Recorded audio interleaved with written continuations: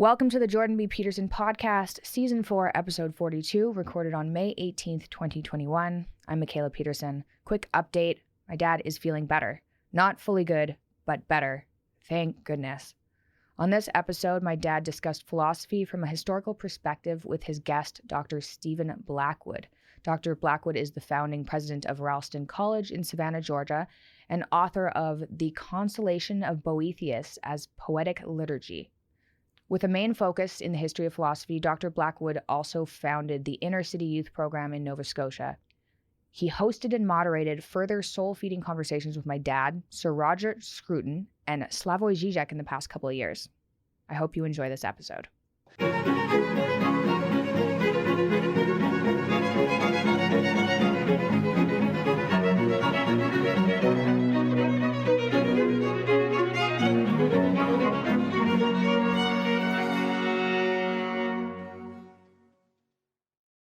Hello, everyone. I'm pleased to have with me today Dr. Stephen Blackwood, who's the founding president of Ralston College, a newly founded university in Savannah, Georgia. Dr. Blackwood was one of the founders of St. George's Youth Net, an educational mentoring program for inner city youth in the North End district of Halifax, Nova Scotia, and was subsequently a teaching fellow in the foundation year program at the University of King's College, which is one of Canada's finest undergraduate institutions. Blackwood hosted and moderated a conversation between Sir Roger Scruton and I at Cambridge University in November of 2018 and moderated the debate Happiness, Capitalism versus Marxism between Slavoj Žižek and I on April 19th, 2019. Dr. Blackwood lectures and specializes in the history of philosophy, especially Boethius. He also hosts the Ralston College podcast, which has featured guests including Douglas Murray, the physicist Freeman Dyson, Andrew Doyle, the online satirist and author, and Theodore Dalrymple, who wrote Our Culture, What's Left of It, among many other books. Oxford University Press published his book, The Consolation of Boethius as Poetic Liturgy in 2015. Welcome, Dr. Blackwood. Stephen, it's really good to see you. Thanks for agreeing to talk to me today. Thanks for having me in, Jordan. It's great to see you again. I think the last time we actually saw each other, I believe, was during the debate with Slavoj Žižek. Is that correct? That is right. I think that is right. Yeah. So it's 2 years ago. So maybe I could ask you, first of all, about the Inner City Youth Program in the North End of Halifax. I don't know that story, so that might be a nice place to start. Well, I grew up in Eastern Canada in a place that you would know, but perhaps not all of your listeners know, in Prince Edward Island, in a sort of pastoral, quiet, sleepy, very rural place on a small family farm. In a huge, well, comparatively by historic standards, by contemporary standards, rather, a huge family with 7 younger brothers and 2 younger sisters. My parents, a milk cow. I don't want to paint too idyllic a picture. Everyone knows family life and farm life is all kinds of ups and downs. But the point I'm trying to make is that I had a very kind of intensely wonderful and rich and very actively busy childhood, and it set me up in many respects for the discovery of philosophy when I went to college, and I had the immeasurable gift of meeting some teachers who just opened worlds to me. I mean, you know what a teacher can do and be, having had them yourself and having been one for so many people.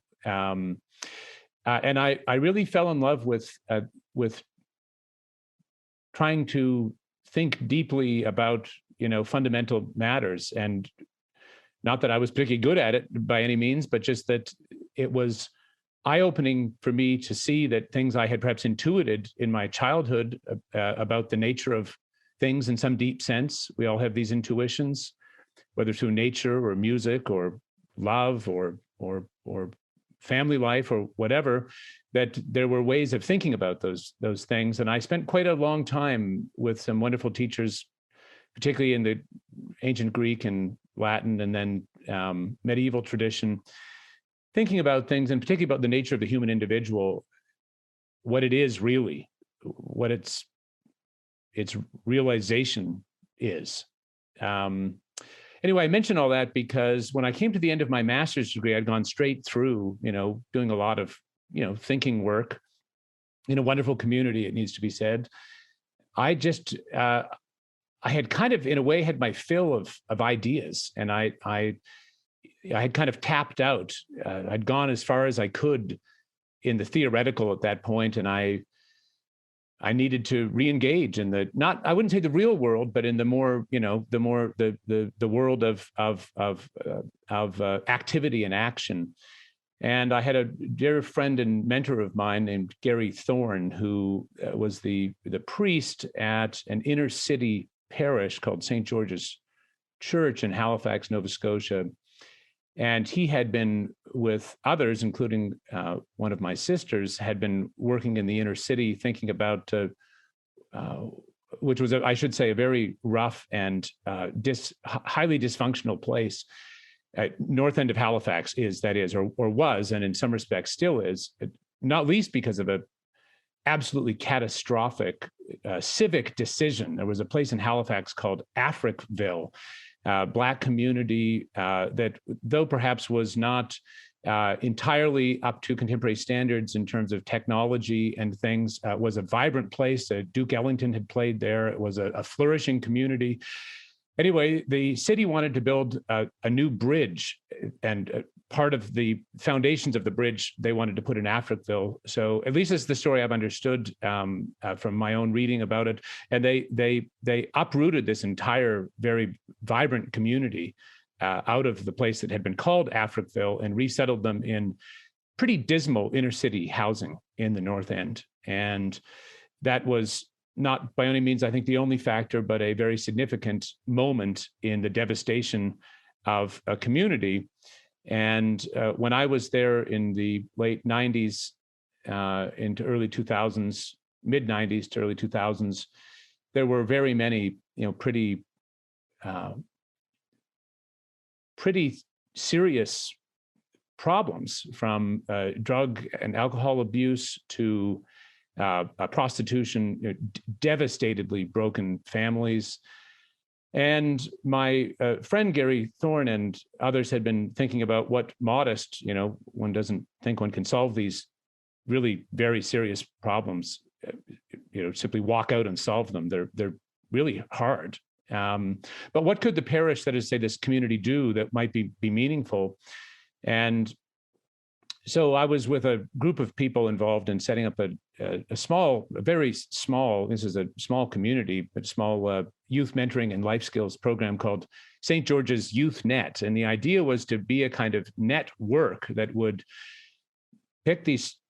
help pick these children up when they fell, and to give them, well, our observation, Father Thorne's observation, had been over many years that if you wait until someone has already fallen through the cracks, it's in many respects, and this is a terrible thing to say, I know, but in many respects too late. It is very hard to reach people. Not that it's impossible. I believe in redemption. I believe in the whole possibility of things being turned around right down to the most, tiniest fibers of my being.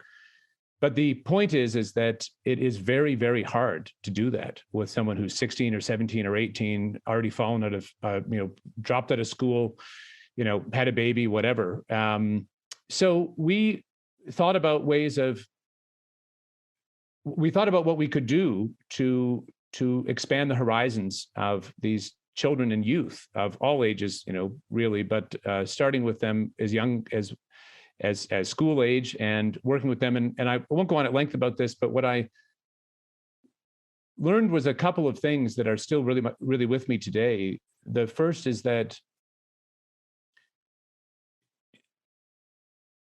the realization of the individual has to come down at a very fundamental level to the individual. Like, no one else can live your life for you.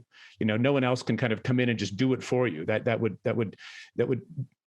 would deny all of the agency that is at the heart of human, fulfillment and the driving force of this is me. This me-ness of life has to come from me. And in a way, I think that's a standpoint that at some loose level, people would call the political right seems to understand that, there has to be agency is fundamental. And yet that is a totally incomplete standpoint at the same time, because, we don't simply throw children out into the woods and say, all right, come back when you're fully formed, writing books and playing the flute and fully able to take on the complexities of life. One of the things that's so striking to me is that as people have ability, one of the things they will throw all of themselves into is the raising of their children. And so damn well they should. My wife and I have not been blessed with children, unfortunately, but I was, as the eldest of a big family and having observed in my friends and many others, they will just give everything they can to carefully tend to the development of each individual. And they're not all the same, even in a single family. You can only have 2 children or 3, and they can be very different as day and night. And yet they will give everything they can to these, and so well they should. But what this points to, I think, is a really fundamental question, which is, what are the conditions, the external conditions for human realization? And what we found with these beautiful, often, children in very, very, very broken circumstances, is that on the one hand, we had to have high expectations for them and their agency. We had to insist that they be there on time, that they treat others with respect, that they be attentive. And to anything less was to betray their own dignity and potential, what they could become. And yet on the other hand, we found that we had to move heaven and earth to make those opportunities possible for them. We would go around in the mornings and pick them up at their home because they didn't have people who would get them there on time. And we would make various other kinds of, let's say, accommodations to make things accessible for them. And lastly, I will simply say that, it's not enough just to keep people busy. You have to give them ways that open up their own understanding of themselves. And so we took them wilderness camping. Many of these were kids who'd never been outside of inner city Halifax. We took them to Cape Chignecto, a beautiful park on the Bay of Fundy, and we spent 3 days, hiking through unbelievably beautiful terrain. And we had music programs and art. Fine art programs, and later on they were teaching them Latin after I left. And the point is that I don't overestimate what good we did for anyone, but insofar as we did any good for them, I think it was in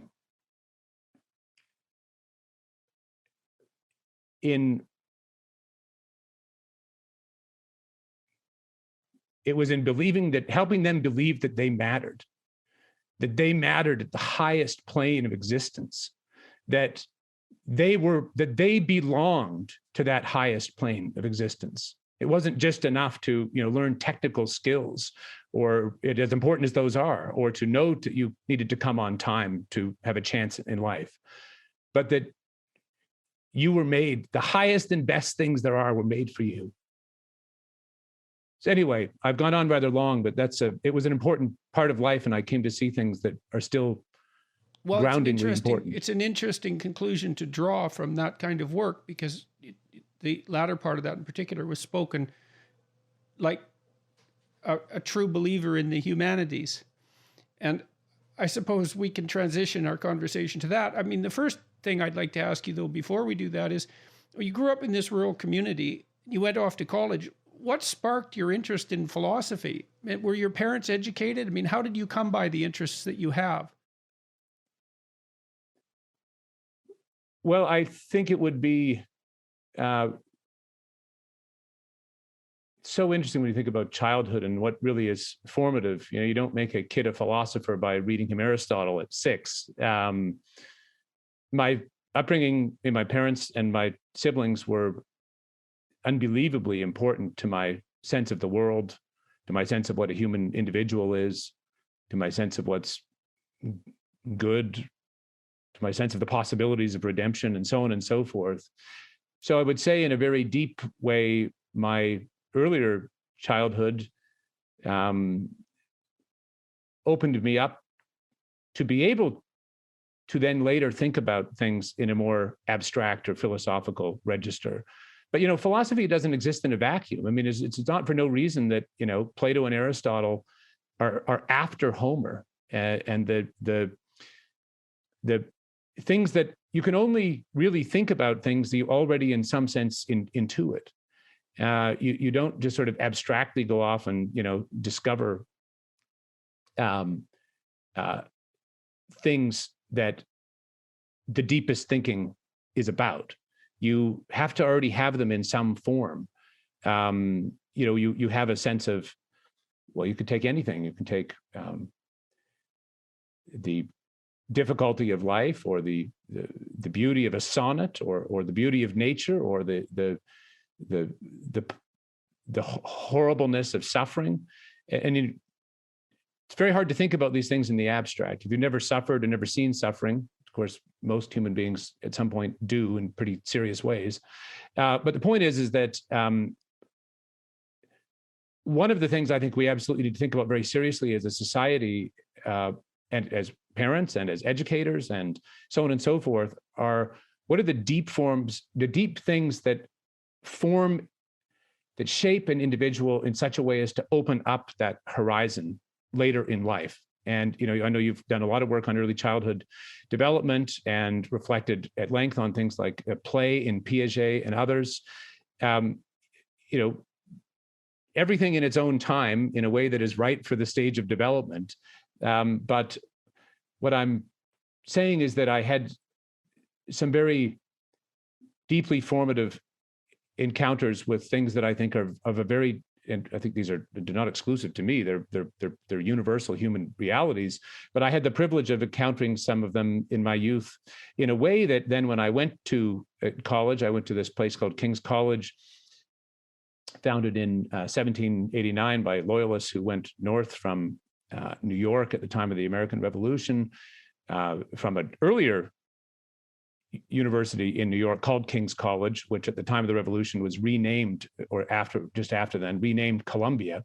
But the Loyalists went to a more northern colony at that time. Of course, this is all pre-Canada, and they set up King's College.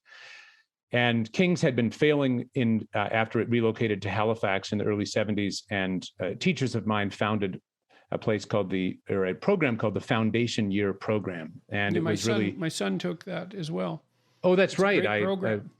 So tell us about that.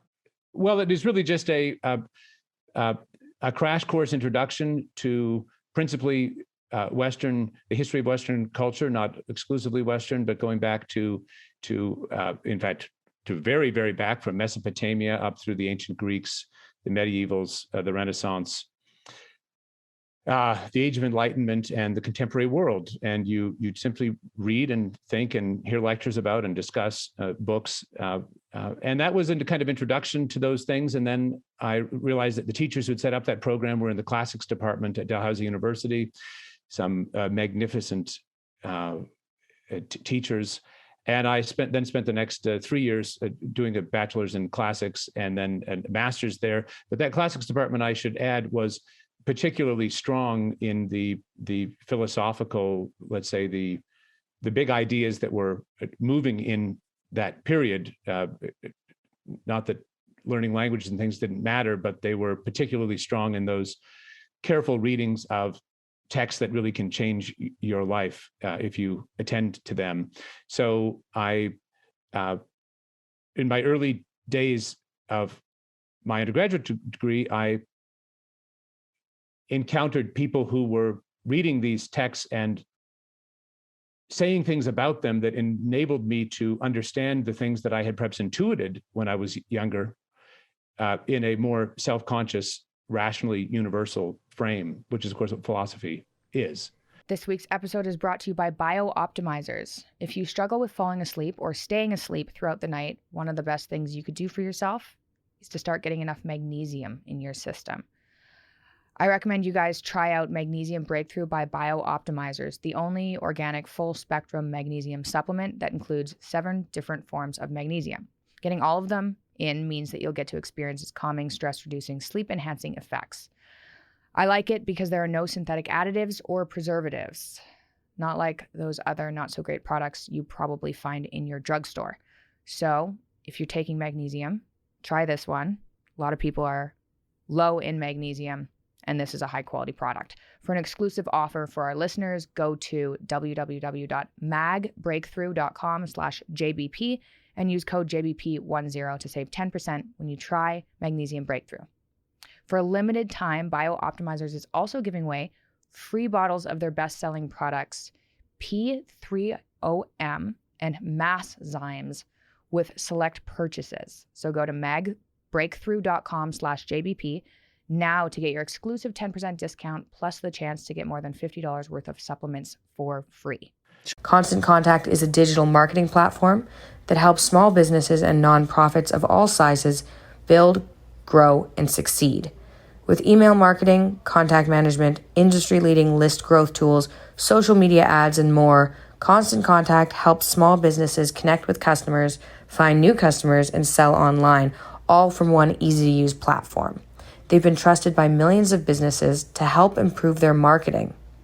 With a 97% deliverability rate, you can rest assured that your customers and potential customers are getting the right message at the right time. With a simple interface, Constant Contact's easy-to-use platform makes contact management easier than ever. Their list growth tools help you find a bigger audience fast. Lead generation, landing pages, text to join, and social media ads are proven to grow your list and drive engagement with your brand. With thousands of integrations, you can sync Constant Contact's tools with the tools you're already using. So I've been thinking, well, you've been talking about something that I've been writing about, and I've been working on this for a long time. So I'm a behavioral psychologist, and so behavioral psychologists are eminently practical. We tend to break things down to the smallest applicable unit of action, right? So if you're trying to help someone move somewhere better, well, you want to figure out what better is, but then you want to decompose that into actions that are likely to be undertaken, and those might be very, very small actions. And I've been thinking about the question of the meaning of life, and the first objection, I suppose, arose in my mind was an objection to the question itself, because there might not be a meaning in life. There are places where people derive meaning, and you can list them, and it's useful practically if people are thinking about how to organize their life, if they're unhappy and they want to know how things might be better. I mean, my observation, and obviously not only mine, is that people generally need to have a career or a job to keep the wolf from the door, but also to engage them productively with others, which is a primary source of meaning for conscientious people and for creative people alike. You need to pursue your education to flesh out your intellectual capacity. You have to take care of your health, physical and mental. You need an intimate relationship. You need a family. You need friends. You need intelligent use of your leisure time. You have to regulate your susceptibility to the temptations that might lead you astray, drugs and alcohol and perhaps pornography and those sorts of things. But then there is a core to all of that around which these more practical endeavors arrange themselves, and that's something like attention to the spiritual or the philosophical domain or the religious domain. I think you can, in some sense, put all those together, and that might be, well, it might be the attempt to answer explicitly, or at least to address the question of, well, what is all of that practical life in service of? And you said, for example, that when you were working with the inner city kids in Halifax, you were trying to help them realize that they were meant for the higher things and vice versa. And someone might ask, well, why bother with that when you can just bother with the skills? And it seems to me that the answer is something like, well, we all have to make decisions about how we're going to behave in life and how we're going to act ethically. And if you help people understand their relationship to what's ultimately noble, then you can help them fortify their resolution to do good in the world instead of to do harm. It seems to me to be, I mean, I think we're always deciding with every decision that we make whether we're going to do good or do harm by action or by inaction. And whether we should do good or harm or nothing at all, I think depends to some degree on who we think we are and what we're capable of. And it seems to me that the humanities, when they're properly taught, are the study of who we could be, each of us as individuals. And we need to know that, because otherwise we'll be much less than we are. And that's not a trivial problem. It's a cataclysmic problem. And I also think that people pine away in the absence of that. I mean, you sent some questions that we could cover, and one of them was, well, you said topics that might be relevant include our historic, cultural, spiritual, civilizational crisis. What is at its root? For example, their idea that there's no truth, but only power, and the vast longing/hunger of our moment. You said, I think the woke phenomenon is, at least in many cases, an index of that hunger, although it miserably fails to satisfy this intrinsically human desire for transcendent purpose. And so, to me, the universities are a key element in the conversation across the generations about just exactly what a human being is. And that's something that, it's not some abstract philosophical, it's not merely some abstract philosophical concern. It's the central issue that determines how you make all the decisions in your life. So I just think that's completely right. I'll say two things just quickly. The first is that my father's a medical doctor, and he worked in the ER for many years and had seen many people die. And he has remarked to me that no one on their deathbed looks back and says, "Gosh, I wish I'd spent more time at the office," or "I wish I'd accumulated more riches for myself." And so I really do think you're right to say that there is nothing more important than how we understand ourselves. I mean, human life can't be lived for some other end. I mean, you can do all kinds of things for certain ends. I mean, you might work hard to get a qualification in order to get a job, in order to make money, in order to provide a home for your family. But at a certain point, it stops, and it stops. It's not for something else. It's for the lives of these people that I am living, my life, and for the lives of the people that I am seeking to live in relation to. Those are then not for something else. And so the point is that our self-understanding, I mean, you can regard this you can even look at this, I think, Jordan, from an evolutionary standpoint. I mean, human beings are evolved as creatures that are self-conscious. They are self-understanding. They have self-regard. And this is, you may think that all of the ways in which they regard themselves, or the things in relation to which they understand themselves, whether it's truth or beauty or purpose, you may say all those things are just, constructs of the will to power, which of course is what, the dominant nihilism would have us believe. But and which I do not accept, and which I think we can show to be wrong, very clearly, rationally, philosophically. However, even if you think they are constructs, you still do not escape the fact that human beings are evolved in this way, such that how they understand themselves is absolutely fundamental to their nature. Like, that is what we are as an evolved species. And so any culture that does not enable human beings to understand themselves in a way that they find to be richly meaningful, and I'm not saying meaning is just a construct, but if it does not do that at the end of the day, it has failed its fundamental test. Yes. Yeah. Okay. So now let's go after this power idea, So you seem to agree with something that I've also concluded, that what's at the root of our current cultural malaise is this idea that human social institutions, and then also by implication, primary individual motivation, that human institutions are predicated on power. And so the more I've thought about that, the more wrong it seems to me to be. And I've also been thinking about truth and lies some more. And, there are those lies that you tell when you just skirt the truth a bit. So they're maybe the ones that are most easy to get away with and often most effective, but not always, but often most effective because maybe they work the best. You take a truth and you bend it a little bit, and that's still a lie. But then there are statements that are antithetical to the truth. They're anti-truth lies. And I think that the idea that human social institutions, especially the functional social institutions of the West, that they're predicated on the drive to power, I think that's an anti-truth. So let's see if we can take that apart a little bit. I mean, the first question might be, well, what exactly is the definition of power? Who's making these claims, and what's the definition of power, and why are they making the claims?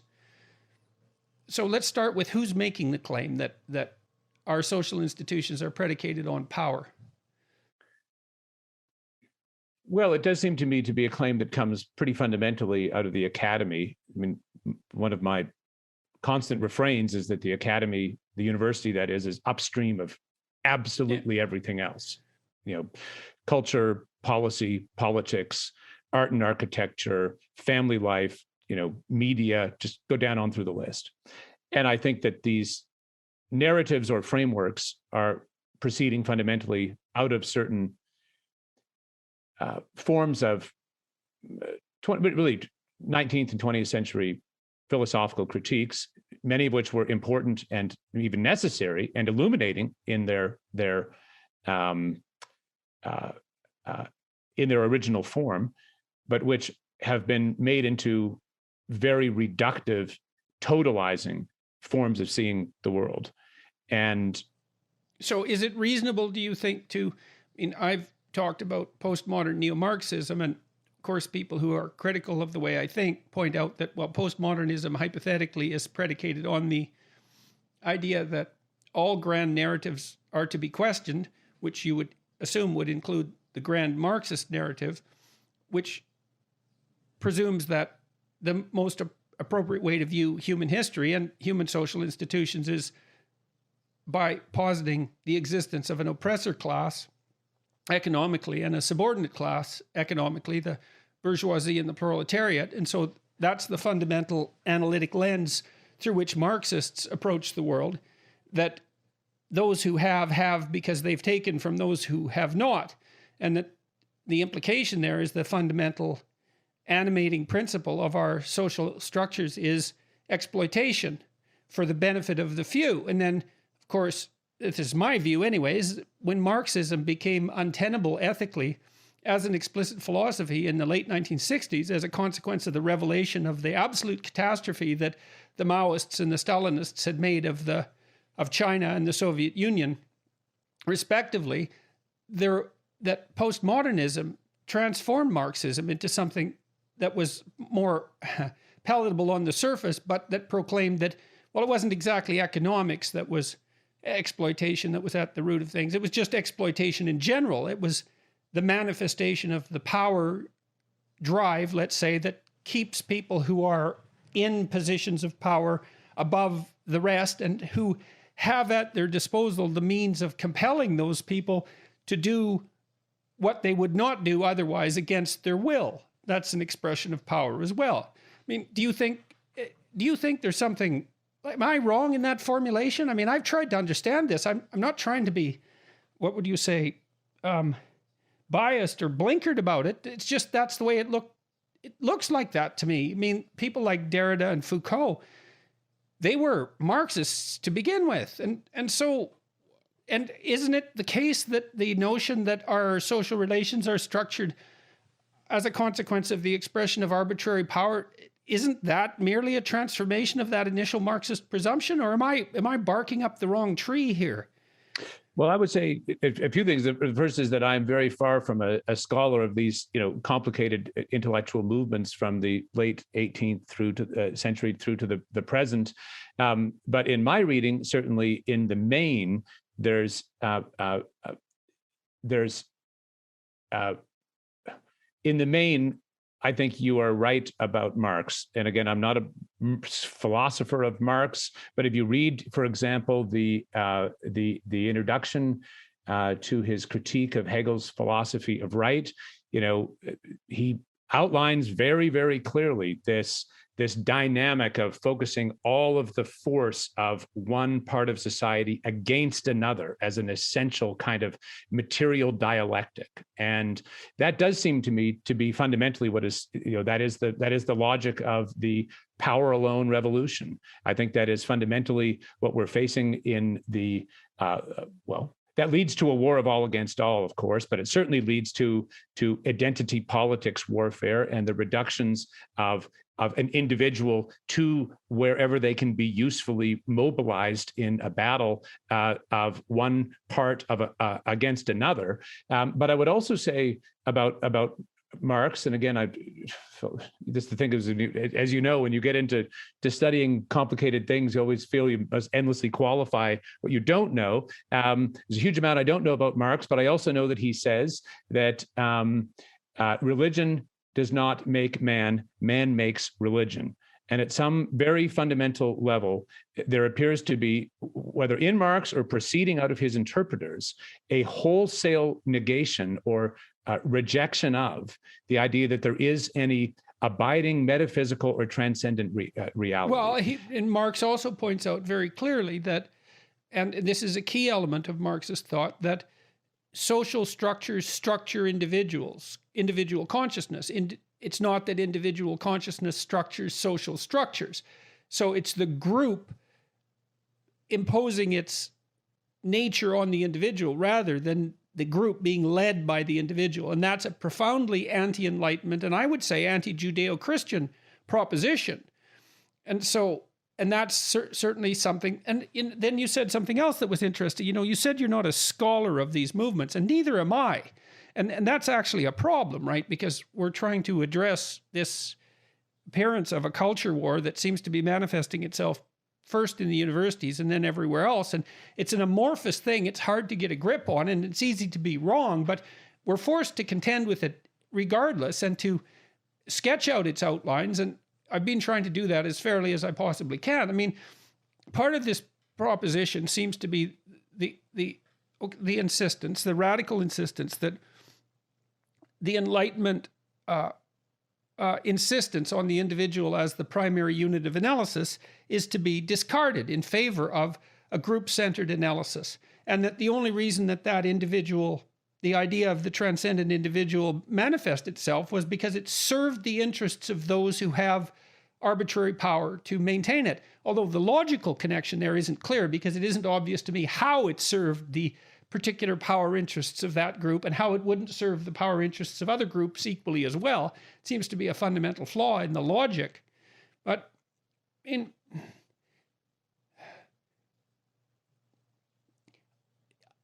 I've been thinking about my own experience with social institutions and my knowledge of how people develop as well as how children develop. And the first thing, or part of that, is that all the developmental literature suggests that the use of aggression, which is what you'd expect to be developed if power was the fundamental organizing principle of social institutions, you'd expect that aggressive children would do better than non-aggressive children, and that you'd expect that children would be socialized by their superordinates, their adults, their teachers, their parents, to manifest aggression in the service of power.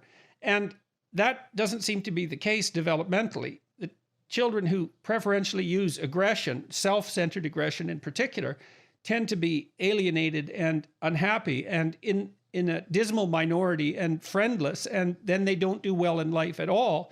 And the developmental course is from more aggression at the very early stages of life to less aggression as adulthood inculcates itself. And so we actually become more civilized as we become more integrated in our social institutions rather than less. And so why do you think and then I think about my relationships I think about two things. People I have admired who've been successful in social institutions and then my experience as a apprentice, let's say, within social institutions. And first of all, the people I admire and who've been successful are not by any stretch of the imagination notable for their manipulation of arbitrary power. Quite the contrary, the people that I've met who are particularly admirable have done everything they possibly can in their positions of authority and competence to open the door to advancement to people around them, to facilitate their cooperation, to work with them genuinely in a manner that increases the probability that both of them will succeed. And they've also taken extreme pleasure in the development of their subordinates, so to speak. And then I thought, well, how is it that our culture has got so bloody warped that we don't notice that, you talked about the importance of family in your upbringing, and you speak of your family with great affection. I mean, why don't we believe that the central patriarchal spirit is properly constituted as benevolent father rather than as tyrannical, power mad, exploiter? Because I don't see that people who are tyrannical, power mad exploiters actually do that well in our social institutions. And it also seems to me that it's a primary pleasure to open the door to people who have ability but less opportunity. Like it's a fundamental motivational pleasure for that to occur. And I think it's integrally related with the pleasure that people take in fatherhood.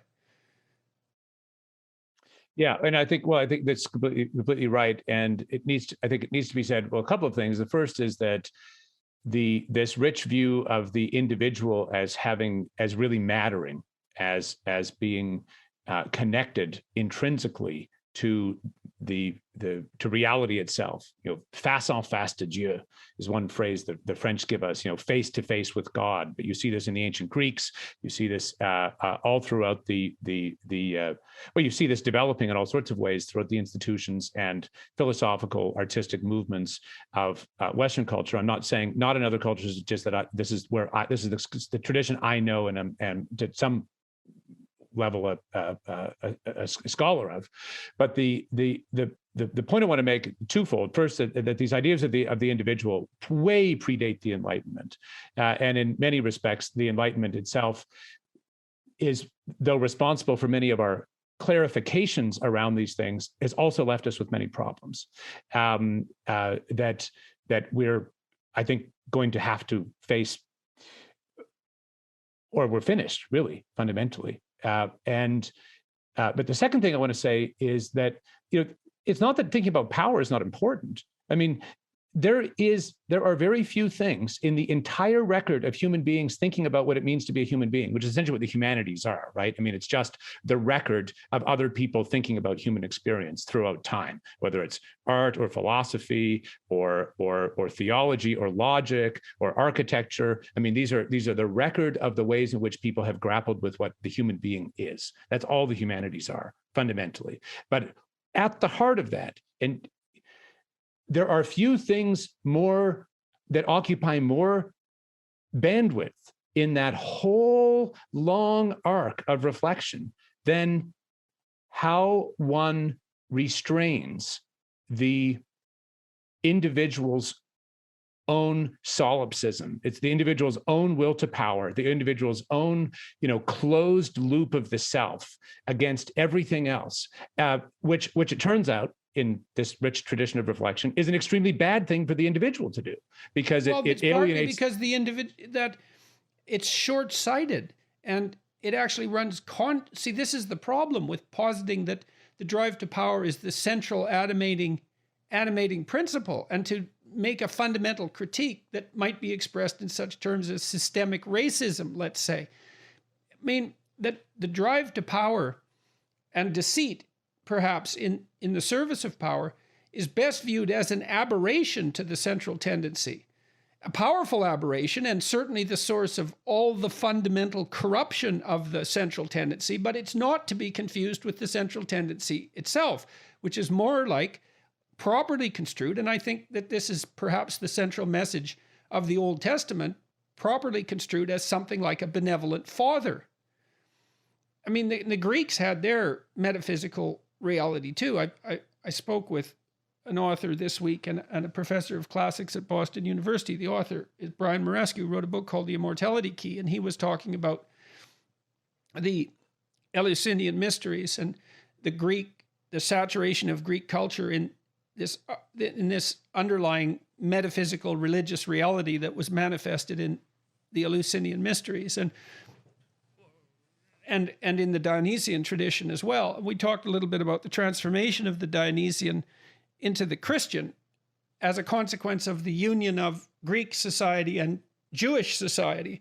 Out of that comes Christianity and this new conception of man as akin to divinity in some sense, or a recreation of that idea. I'm fumbling for words here, but I'm trying to get a picture of the central animating spirit, because what we're pushing out of the universities is the idea that we're fundamentally motivated by group-centered tyranny. And I don't believe that to be the case. I don't think that that's what good people are motivated by. And I don't think that bad people are particularly successful in our social institutions. I think that's an unbelievably cynical and dangerous way of looking at history. And it's also a way of looking at history that demolishes your own motivation, because if the central animating tendency of our social institutions is the expression of tyrannical power, then that's the defining characteristic of your own ambition. But if your own ambition is to develop yourself as a noble being who has a broad purview and who finds fundamental pleasure in serving the higher good, well, that's a whole different story. And the story is the critical thing here. And that's what the universities are supposed to be transmitting, is that central story. And if we're wrong about this, we're going to tear things down. Yeah. Well, I don't think we need to say we're going to. I think in many respects we have already. Now, you were going to critique the Enlightenment.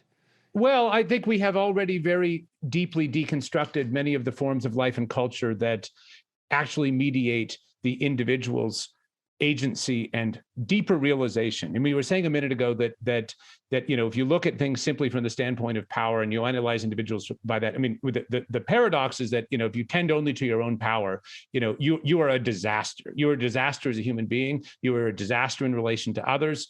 You end up wildly unhappy and unfulfilled. I mean, that is simply a fact. It's the path downward.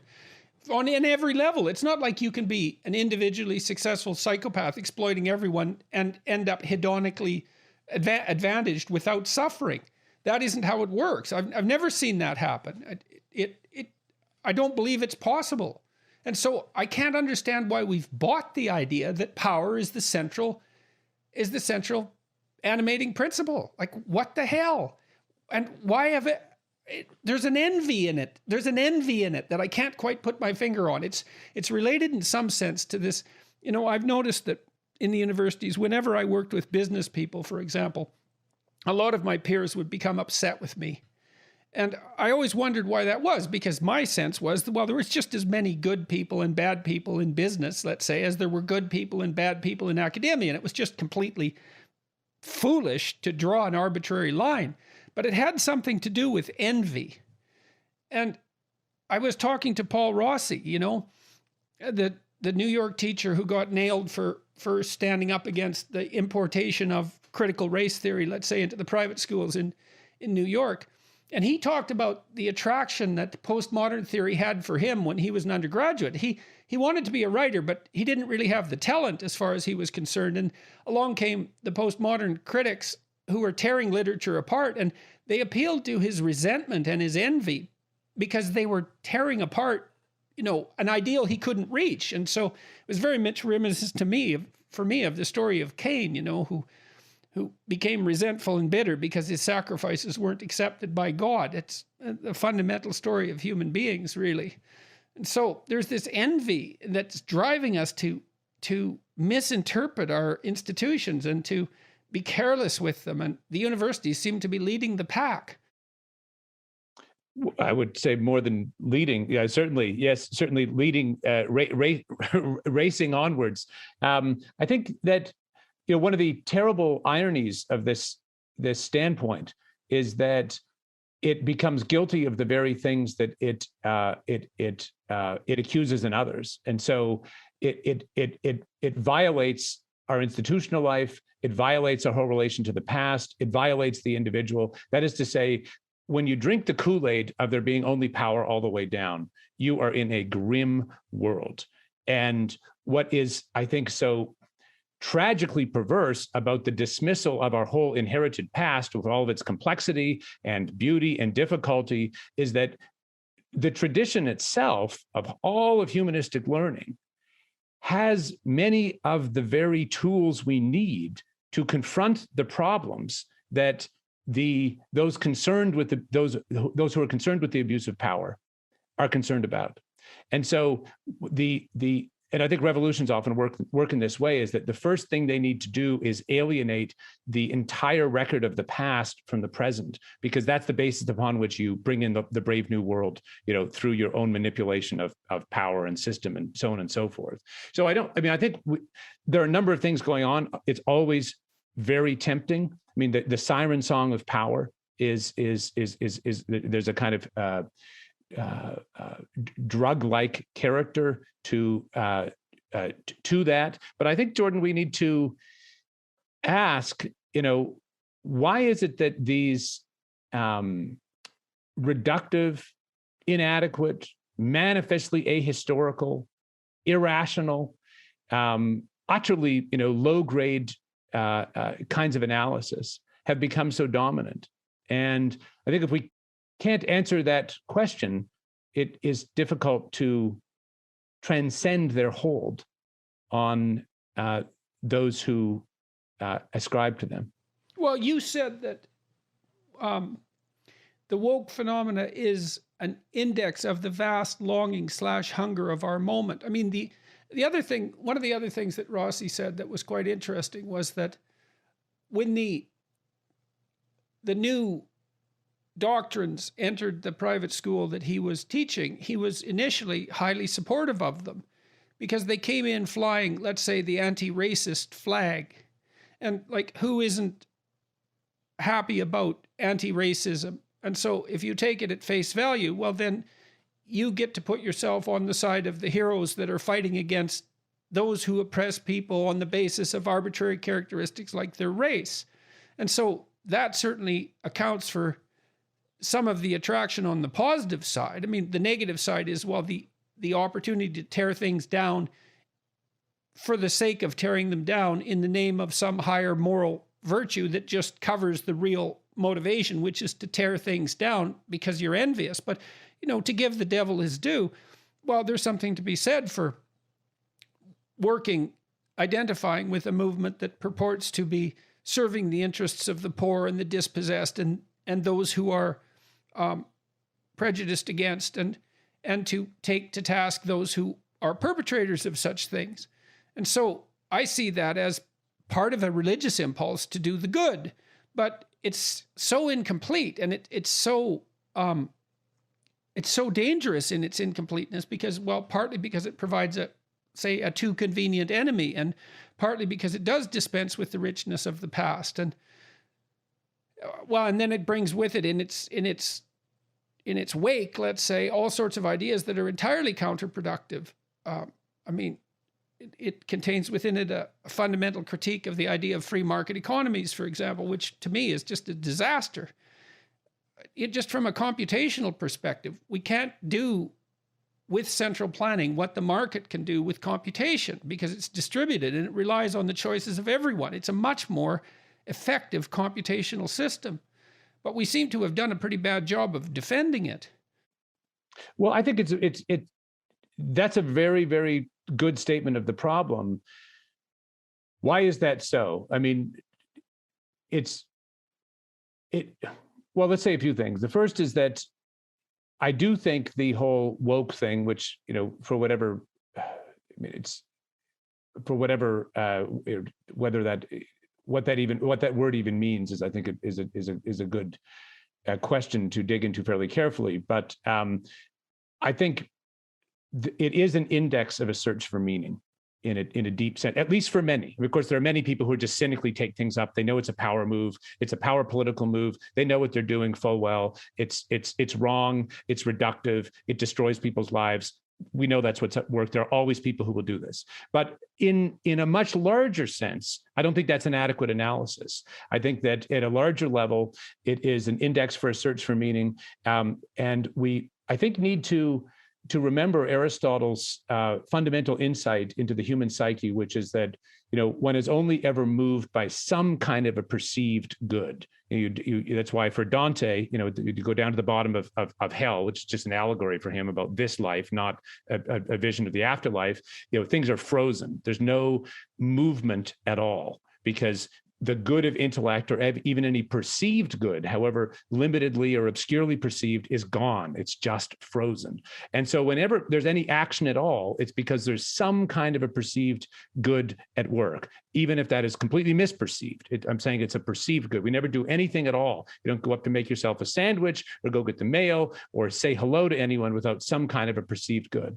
So the second thing I would say is that I think we need to think of times when there is a significant, therefore, we need to think about times when there is a significant amount of momentum behind something. It could be National Socialism in the 20s and 30s in Germany. It could be the movement to Scottish independence in our own day. It could be the so-called woke movement, Black Lives Matter, whatever lens we want to look at this from. We need to really honestly ask ourselves the question: what is moving in this? And I think it's clearly the case that from what I understand about the formation of the complicated historical movements that led to the Second World War, that there was in Germany, at least I would be very surprised to learn this is not the case, a vulnerability to an ideological standpoint that gave a defining collective purpose. And that seems to me to indicate a lack of that not being done in a better way. You could say the same thing, I suspect, about Scottish independence. Is it really that Scottish independence, or is it that... Well, if you were in Canada, in Quebec, and you were a lapsed Catholic, a French lapsed Catholic, you were 4 times as likely to be a separatist during the separatist uprising, say in the 1980s and 1990s in Canada, or 1960s through the 1990s. The Gallup poll indicated that. And so, Quebec was the last place in Western Europe, in some sense, that, so to speak, where Catholicism dissolved. And that didn't happen until the late 1950s. And it was instantly replaced by a radical nationalism, which really, I watched it from the outside. I was in Quebec for much of that. It was impenetrable. You could see that it was a displaced religious doctrine. The state had taken the place of Christ.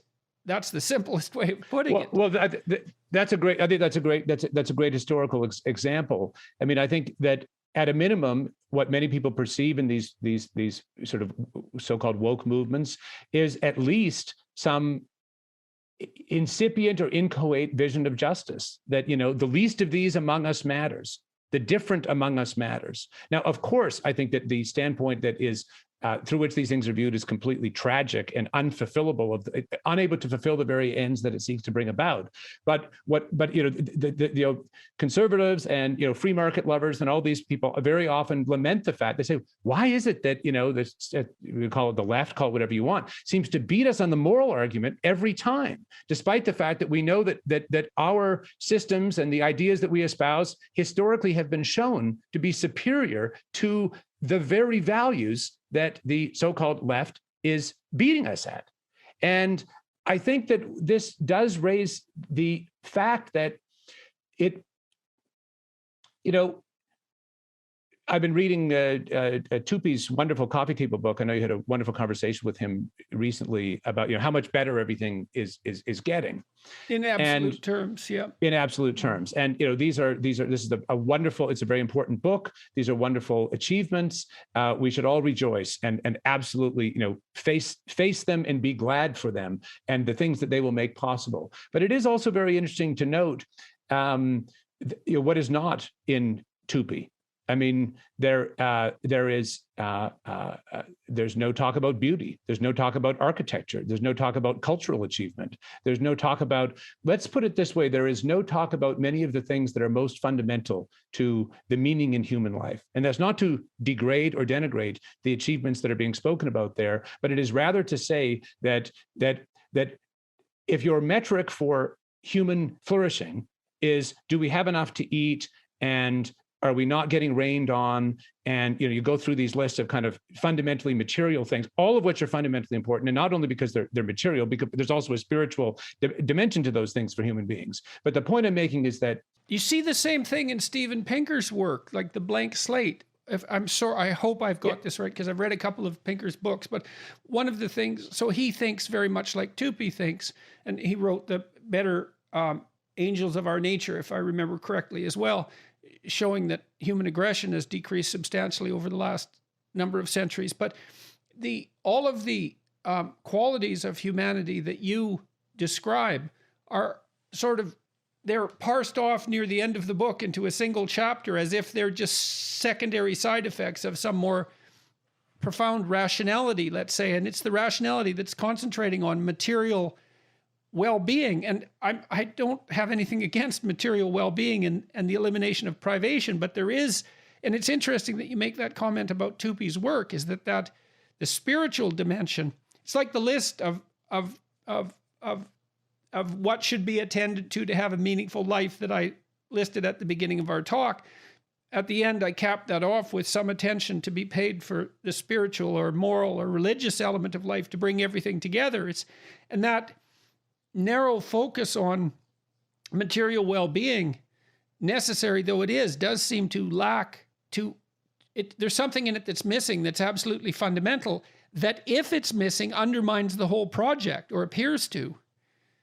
Well, I think the bottom line is that there is no deep human realization for any individual outside of understanding her or himself in relation to higher order principles, truths, realities. I mean, that's what human beings are. So that is not to denigrate the necessity of improvement in all these areas that Tupy so brilliantly chronicles. I don't portray myself as somehow anti-Tupy. I'm a huge fan of this. I'm a huge fan of the inclusive institutions that they describe as necessary to human flourishing. But I think it needs to be said that in the most developed places, so-called developed places of the world, skepticism about those inclusive institutions is higher than anywhere else, or at least arguably so. I think it needs to be said that there's nothing in the book about the very disturbing trends of rising suicide, of rising of dopamine addiction, of porn addiction in young men, of course, especially. These are, and I think it needs to be said that many of these things that appear to be a very fundamental malaise of contemporary life are also related to technology. And one of the paradoxes, I think, that I love to ask you about, Jordan, relative to your own work on the individual and human individual realization, is that if on the one hand, human beings are becoming increasingly liberated from, the demands of material necessity. I mean, the amount of time it took they bring up brilliantly to create light, for example, was an immense amount of work, or to save up enough calories to make it through a winter. All of these, the bone-grindingly hard aspect of human existence for millennia. Then we are very rapidly in the last 2 centuries, now almost every human being in the planet, not everyone, but the vast majority, are living at standards of living that were inconceivable by anyone just a few centuries ago. So these are amazing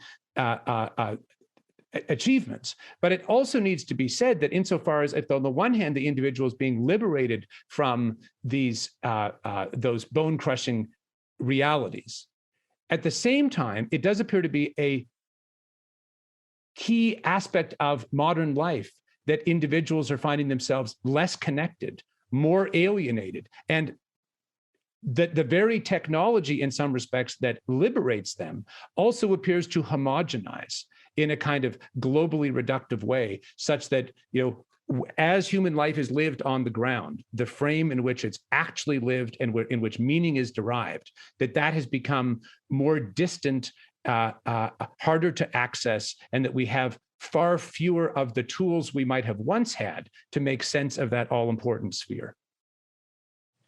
I've talked to Bjorn Lomborg and to Matt Ridley and to Marian Tupy and to other people who are deeply concerned about continuing to make absolute privation, let's say, a thing of the past, and to many people as well who are hoping to ameliorate relative privation, which is more the concern of the left, as you already pointed out.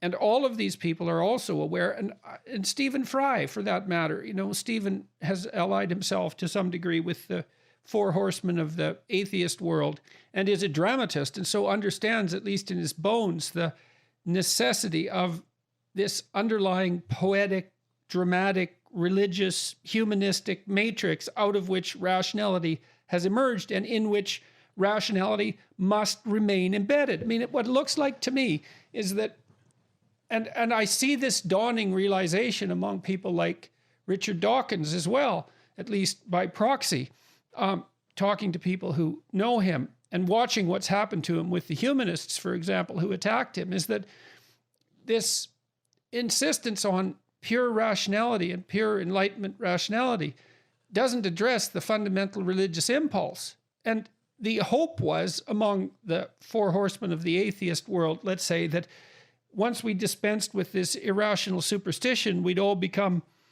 materialist rationalists, of the intellectual caliber of Steven Pinker. But that isn't what's happening. I don't believe that that can be the case.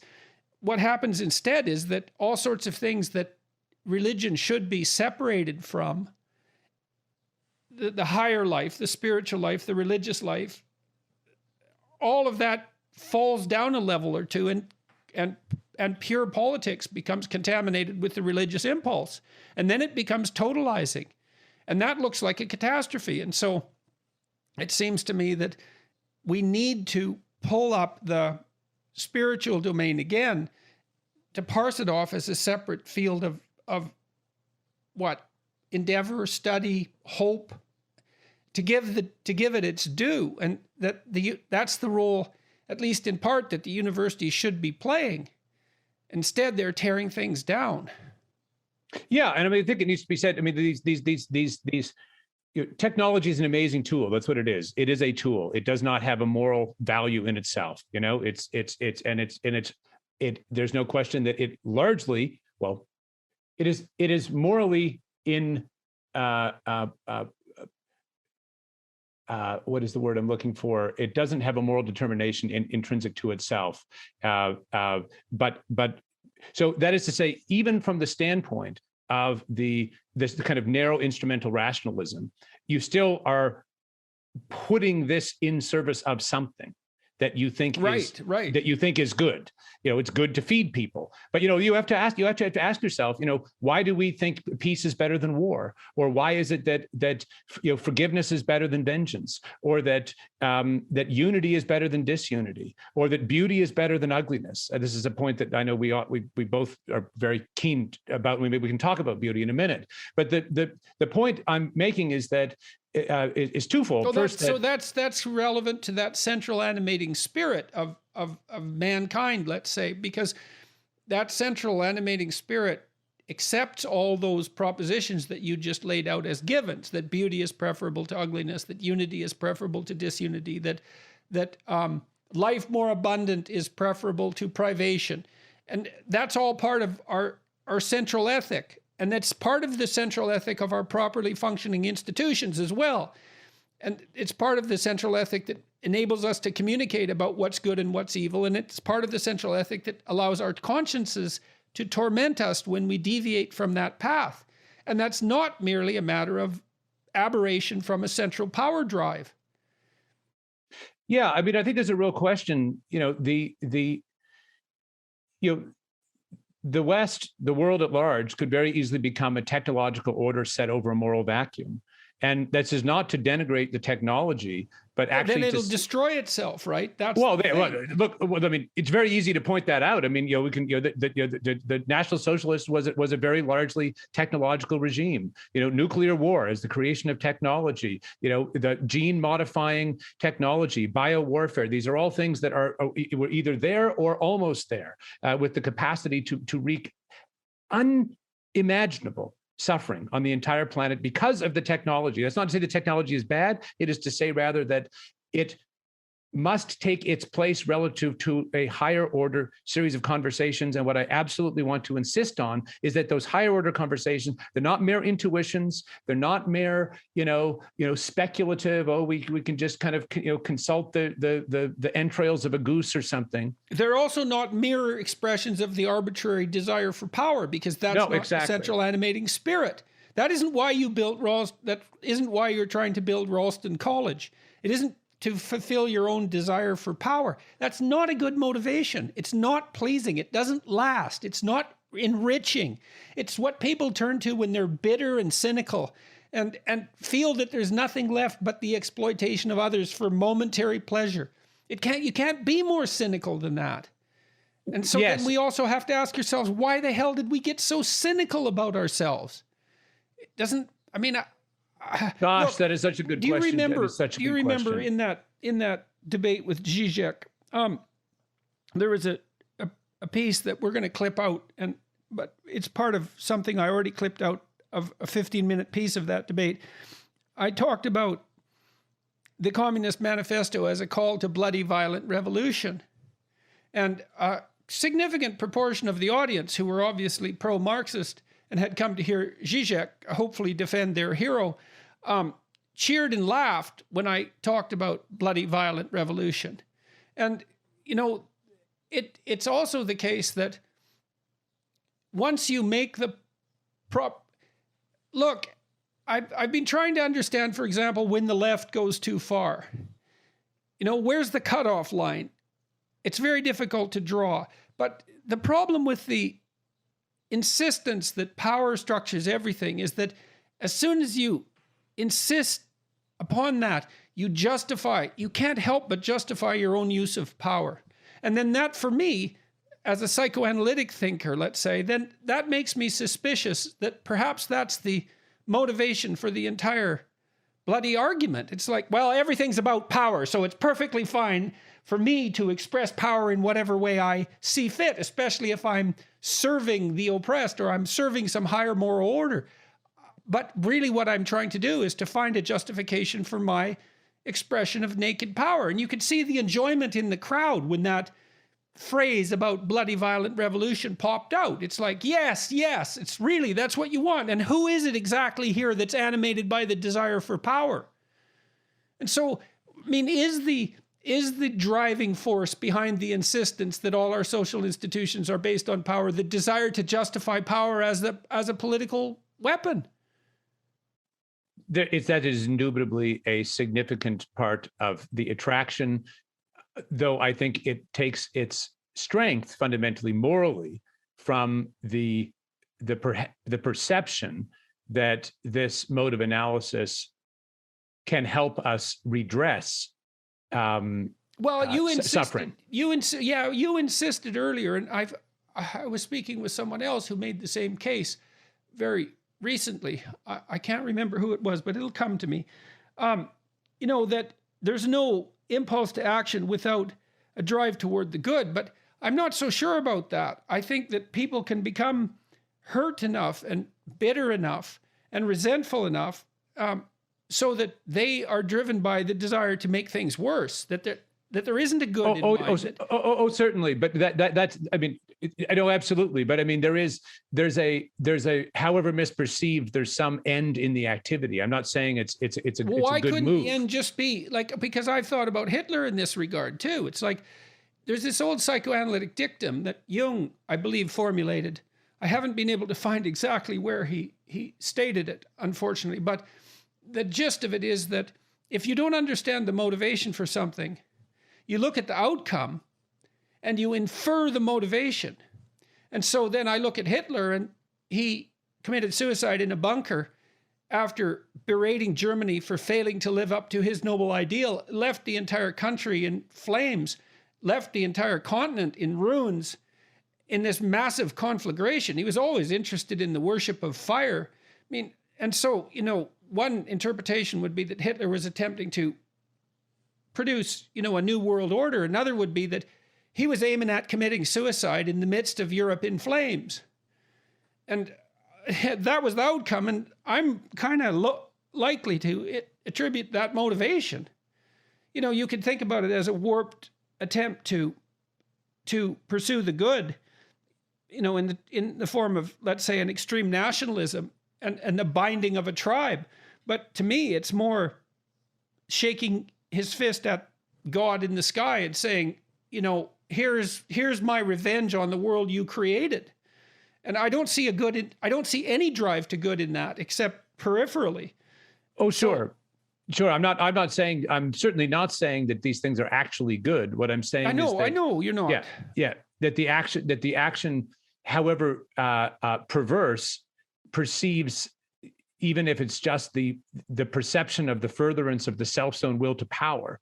What I'm saying is it's moved by a perception of an end, and that end may be completely cataclysmic. And frankly, that's why the whole work of education, the whole work of education, of parenting, of our social institutions aims at, we hope, enlightening or helping the individual to better perceive what is really good. Good. And okay, so let me ask you about that. So I've been thinking psychologically again about Christianity. And I know that Christianity is an extension of other metaphysical forms of thought, but that predated. But it looked to me like, and some of those were derived from Mesopotamia, and some of them were derived from Greece, and some of them were derived from Judaism and other sources. But they all seem to me to be part of the conversation that human beings have been having amongst themselves for thousands of years about what the nature of the ideal human being is. And I see these cathedrals, these works of art in architecture that took a tremendous amount of labor, produce a dome-like structure that represents the sky, and you see Christ as logos spread out on the sky as a transcendent force. And you ask yourself, well, what exactly is that signifying? And the answer is at least the proposition of a kind of ideal that's associated with, let's say, universal love and truth in speech. That's the logos, summed up in two phrases. And if there's no metaphysical reality there at all, there's still this imaginative enterprise that characterizes the entire human, imaginative effort, cultural effort to posit a transcendent ideal that we would live in relationship to. And I just don't see that case being made very strongly, and I can't really understand why, because isn't it rather obvious that at least part of what Christianity has been is the attempt by thousands of people over thousands of years to specify the nature of an ideal? Certainly, I would say so. And I would say that the fact that these principles actually work is proof of their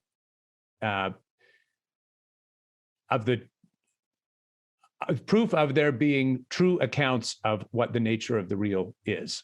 Well, let's approach this from a couple of different angles, Jordan. The first is, one of the things that I profoundly believe is that, these young people seeking, deeper answers and, to however much they may be flailing about, it's not their fault that many, perhaps most of the institutions they will encounter will betray that which is deepest in them, will denigrate, will tell them, no, none of these things that you're seeking are really real.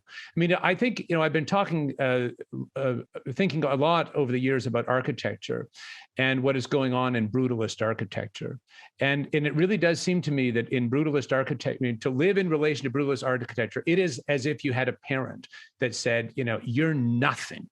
You're nothing. You'll never amount to any. I mean, of course, there are terrible terrible to say people actually, there are people in these situations who live with such dysfunctional lack of love and antagonism. This is the way that the home life that some people terribly have.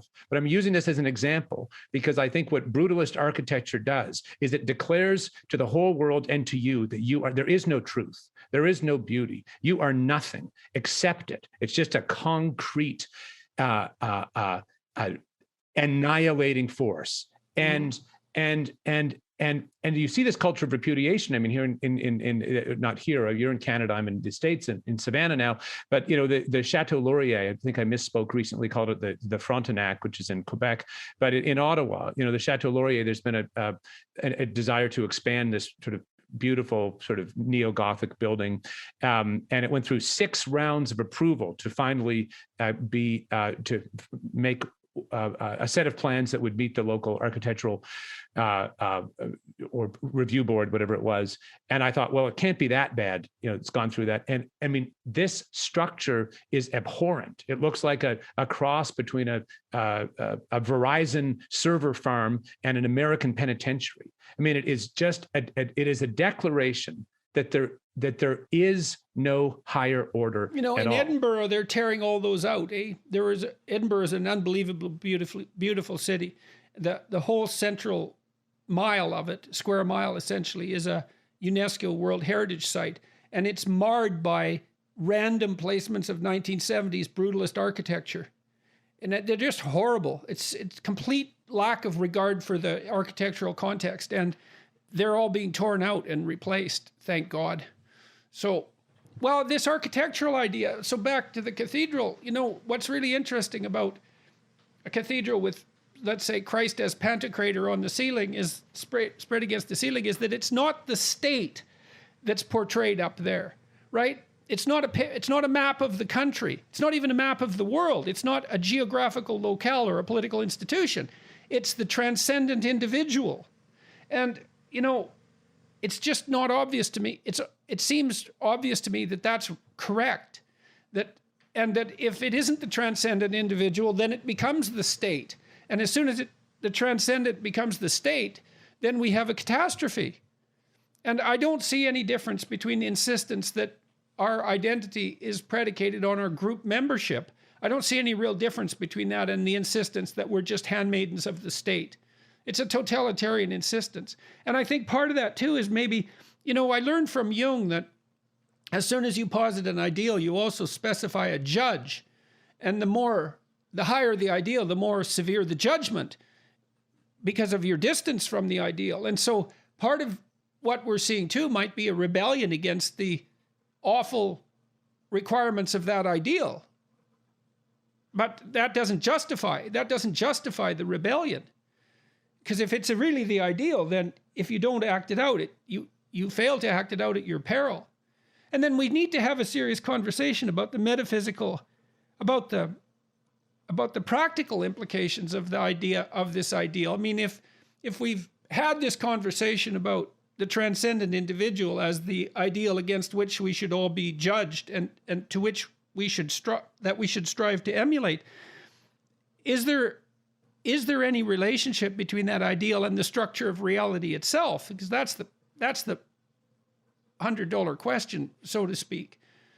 We have a human ideal, and you could say merely psychologically, maybe even merely biologically, that's something we originated, that's part of our biological nature, that's expressed in this ideal, and it's nothing more than that.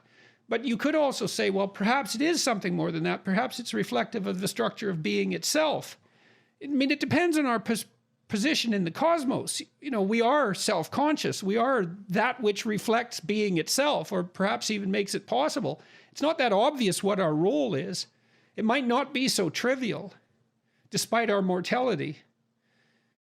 Well, I would say that not only it is as you say, but we can know it to be as you say. I mean, this is what the whole history, in some sense, of literature and philosophy and theology is about. And I want to insist on this. It is a rational grappling with these questions, realities, and indeed truths. I want to come back to something in a minute, but just on this topic, one way into this is to reflect on the fact that reality is not zero sum. That, of course, we know this economically. You were talking, Jordan, a minute ago about free, the voluntary exchange of regulated, that is to say, a contractually governed marketplace. That in this exchange, it's not zero sum. We all end up over time better. But you also see this naturally in the evolution of the diversity of species, of languages, of cultures. You've written beautifully about play as orienting the child in relation to a deepening reciprocity with others. We know this in terms of knowledge. I mean, how can it be that in a conversation I can be wrong and be shown to be wrong, and that be a net gain for me? I mean, the whole point of free dialogue is that we can learn in our not knowing, that the conversation is not zero sum, that even we know this in terms of forgiveness, that even our betrayals of beautiful things can become deepening engagements with what we have betrayed, if we have the humility to see it. And so then, I think, that leads one to, you can go back, you can go at the level of subatomic particles in physics. I had the pleasure of talking with Freeman Dyson before he died. And, Dyson will say very clearly that against the determinists, some of the rational optimists are pretty religiously determinist in their worldview, and they want to marshal modern science as saying that their determinism is what science teaches. But that, Dyson, who was a subatomic physicist at the highest level, expressly said the opposite. He said that the electron, essentially he says that the electron is free, that consciousness is not an epiphenomenon, that at the very most detailed level of subatomic particles, things are not determinist. And the reason I want to go all the way down to that level is because you can go down to the lowest level of resolution, then you can back up to the higher level and see that there is a non-zero sum nature to what is real. And then you have to ask yourself, is it good to live in relation to what is true, or should I live in a delusion? And we say, well, it's better to live in relation to what's true than to live in relation to a delusion. And then you say, well, what would it mean then for me to live in relation to this positive sum, this essential reciprocity, which I think is really what the Christian view of the Trinity is about, this essential reciprocity, which is the bedrock of all reality. What would it mean to live in relation to that? What would it mean to remember that? And, one can approach that in any number of different ways, but certainly that is what prayer is. That is what all spiritual exercises are. That's what perhaps walking in nature can be. That's what any kind of meditative activity, intellectual or physical, is a recollecting of the self in the deepest way to what is most real. And I know you've written, for example, about gratitude, and I love your words about gratitude because it's an inversion of the burden. It's not that it all comes down to us, but actually just the opposite, that we place ourselves in the hands of the eternal reciprocity that gathers us up and puts us back together. And I think that this, frankly, is a deeply rational standpoint that can be shown to be, despite my not making it very articulately here today, shown to be true in economics, in physics, in biology, in sociology, and certainly in all of the higher order spheres of human knowing. This is the nature of what we are and what the world is. And this is where, your image of the Pantocrator, I think this comes back to this because what fundamentally is going on there is that, the logos is in us. It's actually in us. That's why when you talk about the divine significance of truth and speech, that we are made to understand ourselves in relation to the whole. That is an intrinsic human need and an intrinsic human ability. And I think that this is where my life is about trying to, in whatever small way I can, open. If the nihilists darken the horizon and close off in the way that brutalist architecture does, close off what we're allowed to become and understand ourselves as, then I think the work of our time is to open it back up. And that is really what the humanities are fundamentally about. You can go back to, one of the things I despise about the current structure of the academy is it acts as though, these things are just for the few. But, you think about, Homer. I mean, Homer was the mode of educating the Greeks for, 1,000 years. The Pantheon was right there on the highest hill where everyone could see it. Same with Gothic architecture. J.S. Bach, perhaps the greatest musician who ever lived, was a parish church musician. Anyone, I presume, could walk in the doors and listen to his cantatas. I mean, Dickens, when Dickens wrote, I've heard recently, people would line the docks to wait to see what was the next installment of Dickens. And so what I think most fundamentally is that the antidote to the spiritual crisis, civilizational, cultural crisis we're living in is really fundamentally simple in it. At least it's what we can state it as, and that is to open the horizon again, to turn the lights back on. And what that means is to turn them on so that individuals can better come to understand themselves in relation to these higher order realities in the image of which they are made, and in relation to which their fundamental realization essentially depends. So there's critiques of, let's say, thought in relationship to the ideal, the Freudian critique of religious structure, that it's infantile, and perhaps that's a consequence of the hypothesis of the divine afterlife that awaits us all. Freud regarded that as an infantile response to the reality of death. And then there's the Marxist criticism that religion only serves power and it's the opiate of the masses. But it's striking to me how poorly the alternative position has been defended, given its unbelievable power.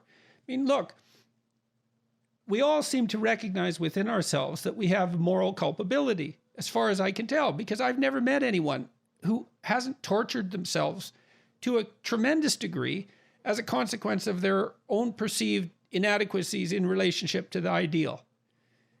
I see that people take the deepest pleasure that's possible in life in the facilitation of the development of others. I don't believe that. I believe that's wisdom to notice that, to say, well, it isn't the service to my momentary desires for pleasure, or even comfort for that matter, where I'm going to find the deepest significance, life-sustaining significance that keeps me away from nihilistic hell and the desire to destroy and hurt. It's going to be something like service to the greater good, and primarily in the form of, well, other people and their longest possible term interests, and that we have not only a divine responsibility to do that, but a divine capacity to do that, that if not manifested, cripples us spiritually and physically, for that matter. And I mean, the ultimate significance of that remains unknowable, but I don't see any logical flaws in the proposition. I mean, I looked at the manner in which the Mesopotamians built their savior, Marduk.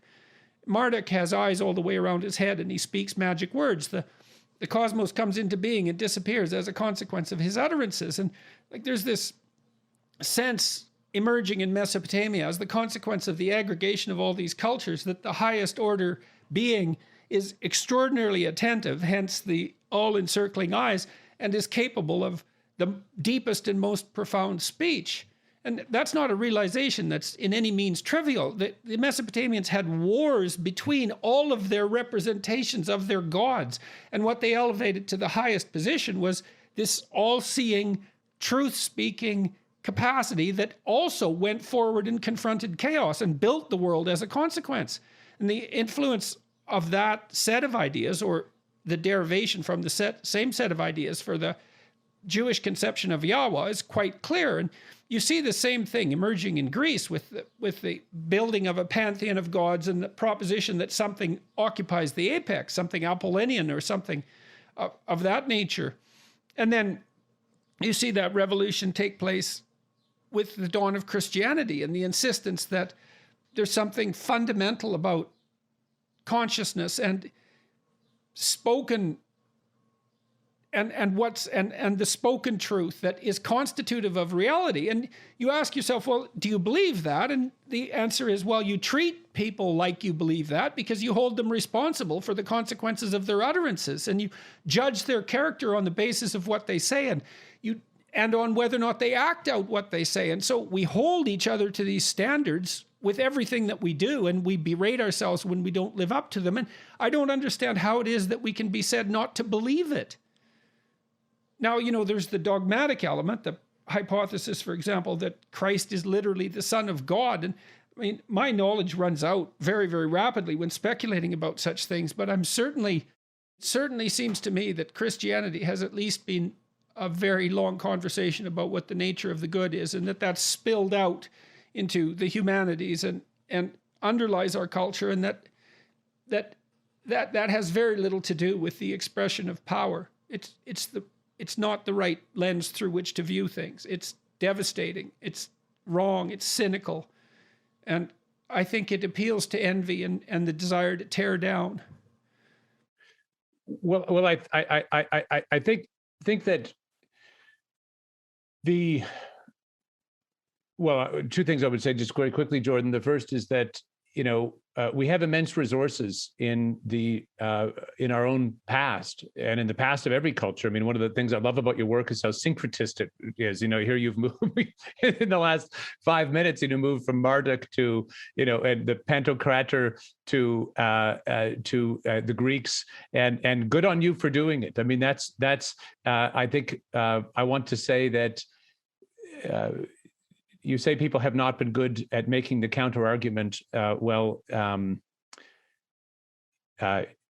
You've been very, very good at making the counter argument, and the millions of people who've had their lives touched and ennobled and deepened by taking seriously the things you point towards are proof of that. I think relative to our spiritual, cultural crisis, we should not pretend that we don't have resources. I mean, it's as if the situation is if you were to give young people the challenge of building something beautiful, and if you were to say, well, you're absolutely not allowed to look at or have any knowledge of any previous building, well, the results are not going to be very good. But as soon as you say, and you can go back to Palladio and Vitruvius and look at all these models and discover all of the things that they give you, I mean, the results will be amazing. And so I want to drive towards a kind of optimism, not rooted in kind of silly blindness about the depth of our problems, but rather in the nature of what is most real, and the whole treasure house of tools. It's like we have these spotlights from the past to help us understand ourselves and the world around us, in philosophy and religion and literature and architecture and in art and painting and music. I mean, for God's sakes, I mean, we've got an unspeakable treasure house here, and it may be that as we dig into that, we see that we uncover ourselves more and understand ourselves more adequately. I want to one example.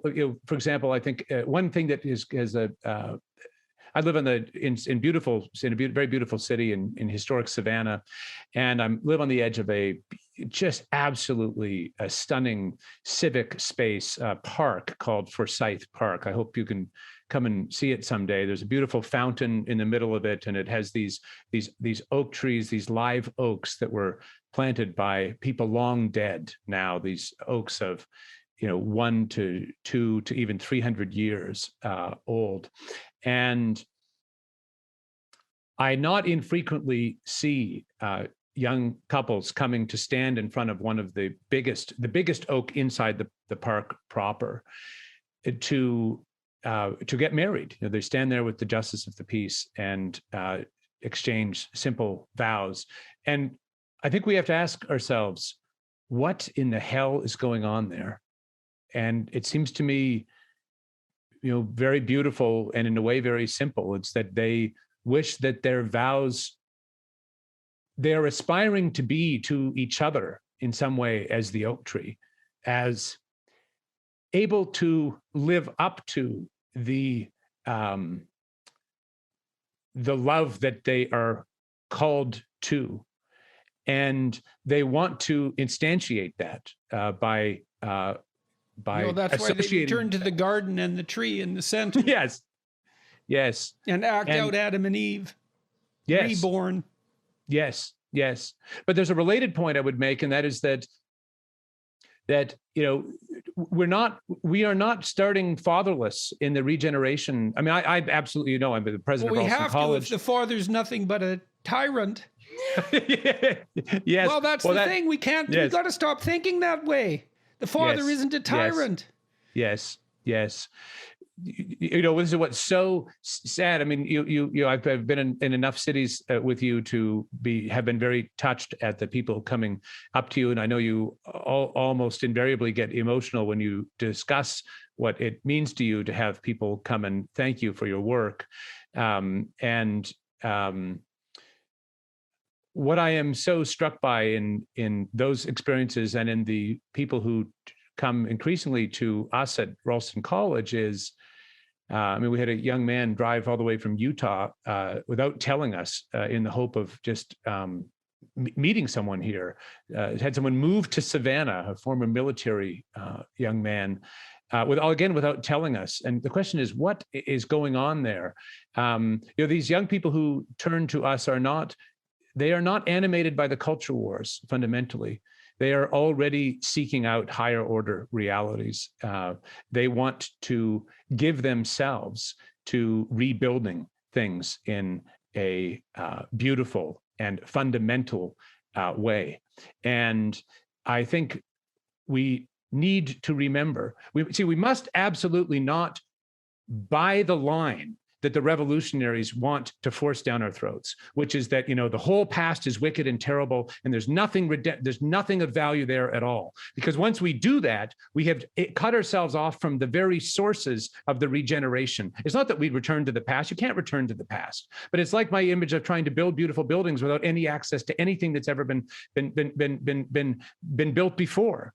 And so what I really think is a big problem is, and this is in so-called conservatism, is I think, deeply fraught with this problem, is that we subordinate ourselves to the current narratives, to the idea that there is no truth but only power, to the evisceration of our institutional life, rather than take a contradistinctively positive standpoint, which, if I can say to you, this is what I think fundamentally is at work in your work, is opening up a way for individuals to more deeply understand themselves and the world around them, in transformatively beautiful and difficult ways.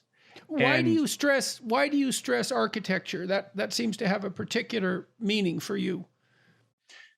Well, for me, it's for a couple of reasons, but fundamentally, I choose architecture as the example because I think it's the most visible. It's the most visible representation of what the ideas are, and I think the ideas behind nihilism. You see in university campuses, like at the University of Toronto, one side of it is cathedral, and the other side is brutalist factory. And it's like the university has transformed itself from cathedral of knowledge to brutalist factory of classroom inculcation. And that's maybe not even so much reflected in the architecture as led by the architecture. Yes, it's not that I think architecture is alone enough. I choose it really only for two reasons. The first is that I think it's the clearest way into what the worldview is. I mean, I'm a philosopher, and we can talk about nihilism and the negation of higher order goods and what those goods are. But that's not the language that most immediately rings with people. But if you show them a brutalist building, they get it. That's what where those ideas lead. Whereas when you look at the great cathedrals, or even just a well-balanced, simple town hall, I mean, my ancestors, like I was born in Alberta and grew up there until I was 8 years old, as you did in Alberta.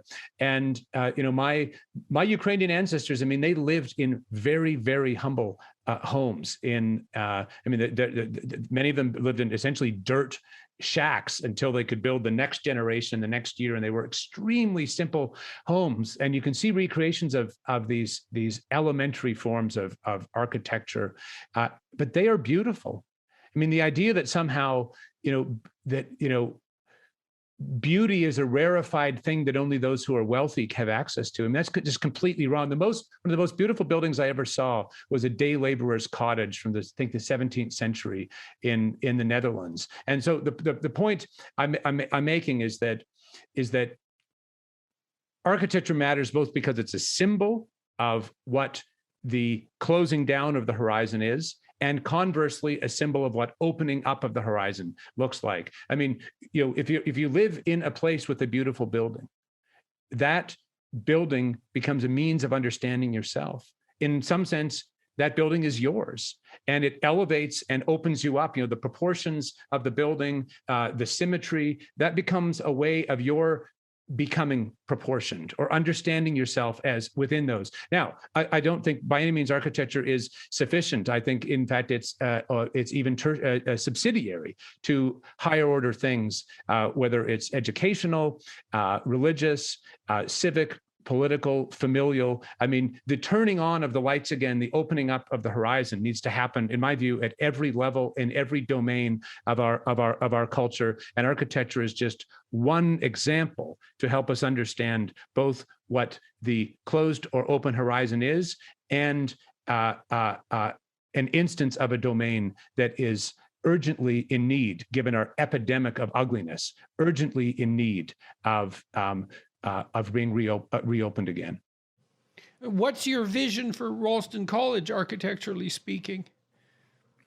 Well, we are we're living in Ralston College in Savannah, and so far as we have and will have in-person programs here, our endeavor is to repurpose historic buildings in the historic core in order to make this sublimely beautiful historic downtown the campus, rather than to build anew. Now, if we, for example, were to have $100 million and build a new campus in some beautiful place, we would really simply, I think, want for that to be in coherent conversation with the history of collegiate architecture.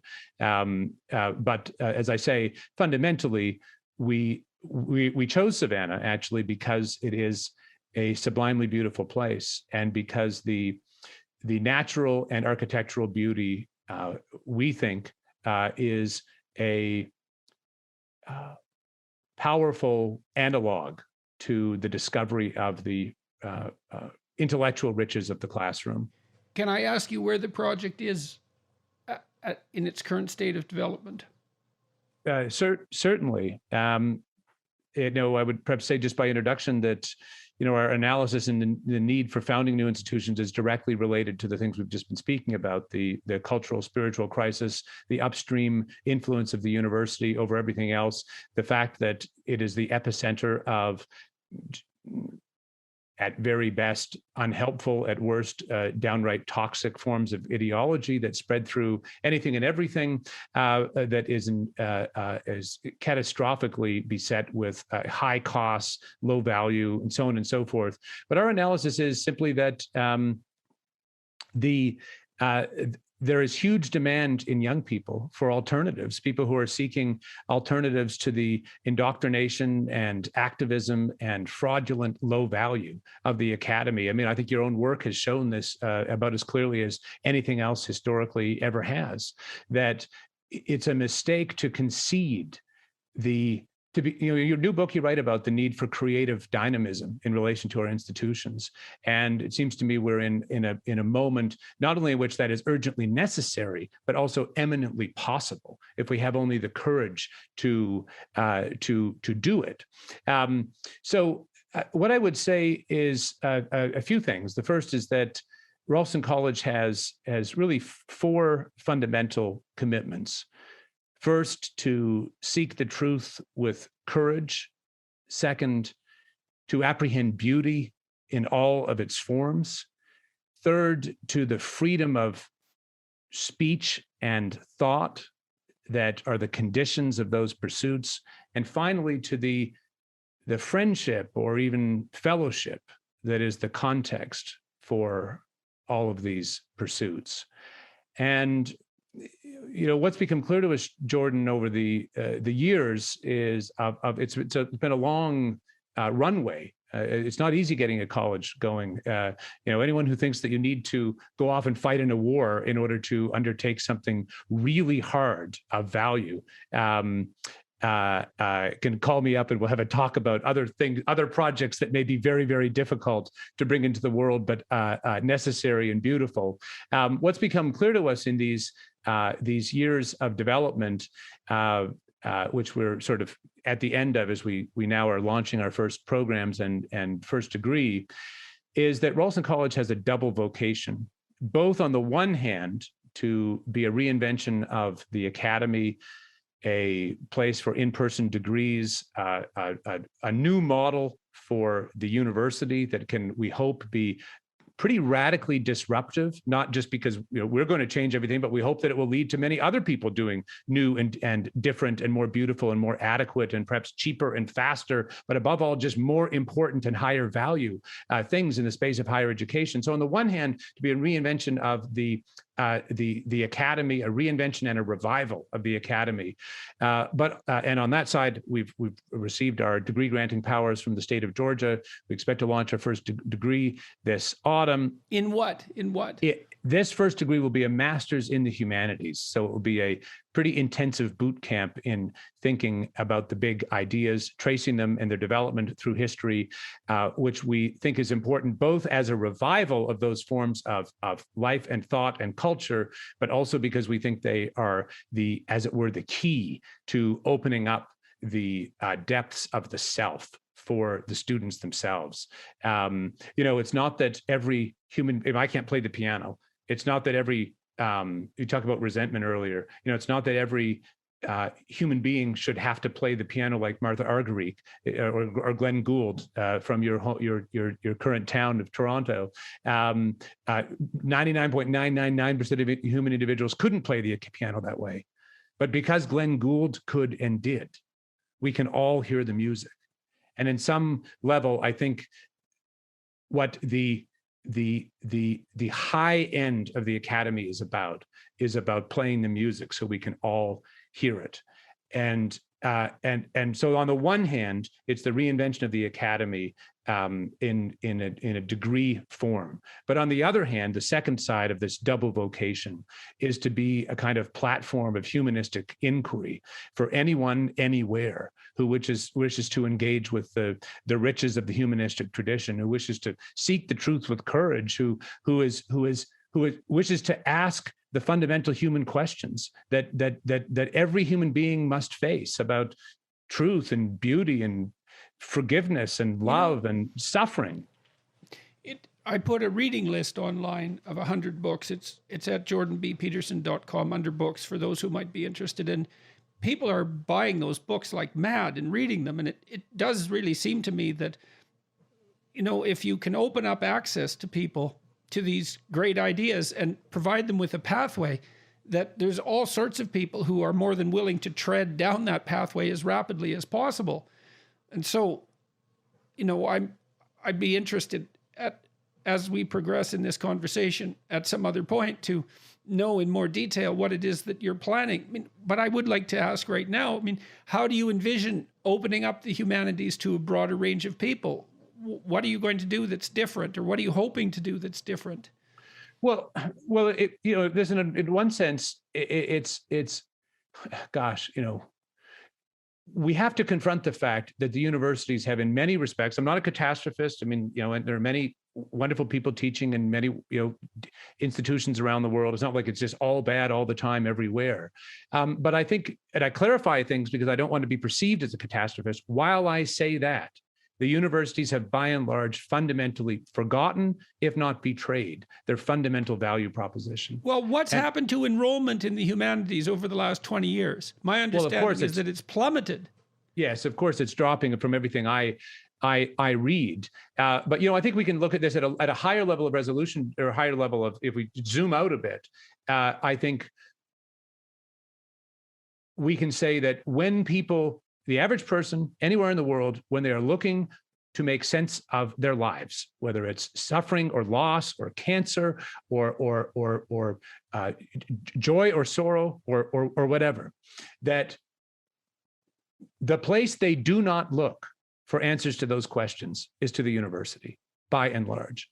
And I think this tells us we're living in a historic moment in which the institutions that are meant to have those questions at their heart are no longer tending to them in any fundamentally visible way. And so do you think that's true of the church as well?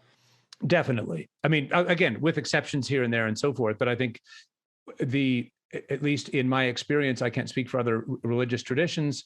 I think that in many respects, not as a catastrophist, but in many respects, the various denominations of the Christian religion have lost their way in a way that is similar to the humanities having lost their way. And what I want to, just really insist upon is that, of course, Jordan, that there are certain kinds of intellectual activity or intellectual domains, let's say, string theory, or the highest and hardest questions in philosophy that are not fundamentally very easily accessible to anyone unless they have gone through years of apprenticeship to be able to encounter those questions. However, the vast amount of humanistic inquiry, of art and music and literature and architecture and so on and so forth throughout virtually every humanistic domain are not only accessible to, but are made for the enjoyment and illumination of human beings everywhere and anywhere. And I had a very moving experience with someone who's quite close to me in my extended family, who never really finished high school and who is very intelligent person. I hasten to add, not that intelligence should be any kind of marker of value as a human being. It is not. But we were in London, and my wife and I were suggesting we should go to Shakespeare's Globe and spend some, go watch a Shakespearean play. And this person in my extended family was, who's very, very dear to me, was quite insecure about going. And she really sort of said, no, I won't understand anything. I'll go off and, walk around, and you all go and enjoy, Shakespeare's. Her view was Shakespeare's not for me. But we insisted, and she came along, and it was a play I had never seen before. And here I had my, PhD and whatever. And by the intermission, I am not exaggerating to say she knew far more about what was happening in the play than I did. And what I want to insist, Jordan, is that, the great high watermarks of the humanities, whether it's Bach or Matisse or the Gothic cathedrals or Homer, or just go on and down through the list of all of it, they are made for everyone. And so the question is, how do you open them up? Well, I mean, damn it, we're going to do everything we can to open them up however we can. I mean, you're one of our great examples of how you open things up. I mean, you think about them, you try and share them in a medium that seems right for a certain audience, and you can't do everything to everyone all the time. I mean, there are some things that you can do in the internet, and some things you can't do in the internet. Some things you can do in person in a weekend. Some things take a whole year. But the point is that by and large, the internet gives us the opportunity and Modern travel gives us the opportunity of gathering people either virtually or in person, totally extraterritorially to the university. Why should the university have to be the place that these things are done or encountered? I mean, most of your work, though I know you were formed and shaped in the university, the vast amount of your work that has reached large audiences has not taken place in the university. And so I think that... Or that's where the university has moved. Yes, truly conceived, the university is as a community of those who pursue the truth. Yes, it's like Israel is those who struggle with God, and the university is those who struggle with the truth. Yes, exactly. So, I would say that we think that there is enormous opportunity. We have a partnership now with a global online learning platform called FutureLearn, which grew out of the Open University in the United Kingdom with, I think it's 15 million users in 200 countries. Our first courses will go up on FutureLearn, open access, available to anyone, anywhere with an internet connection. There's no credit. There's no, you're not getting a degree. We're just trying to share these things as widely as we can. The first course will be Tony Daniels, AKA Theodore Dalrymple, I know some of whose books are on your reading list, on Johnson's Rasselas, which is going to be a wonderful course. Andrew Doyle is doing a course on Shakespeare's Titus Andronicus, and so on and so forth. We'd love to have you join this initiative at some point if you're able and interested. The point is that we live in actually very exciting times from the standpoint of the sharing of information freely at low cost through the internet. And that's not that, we should be internet ideologues as if everything meaningful in life can be done on the internet. It cannot be. But we should, at the same time, as you have very beautifully and courageously shown, embrace the possibilities that it does, in fact, offer us. And, our deepest hope is that we can, if I can use a scriptural metaphor, break the alabaster box and take the greatest, most beautiful minds we can find, and to have them share the things that they know and understand for anyone who is seeking to ask those questions, to encounter those truths, to look at those beautiful things, and to understand themselves more truly and love others more fully. I mean, it's in a way a very simple endeavor, but we, I think, have to insist that we ought not to be captive to the closed horizon that would tell us, it's too late, it's not possible. The very hunger, the deafening hunger around us is a sign that at a minimum, we can try to give what we can to those who seek it. That's a really good place to stop. Thanks very much for talking with me today, Stephen. And best of luck with your initiative. And thank you very much for the conversation. Thank you, Jordan, for having me.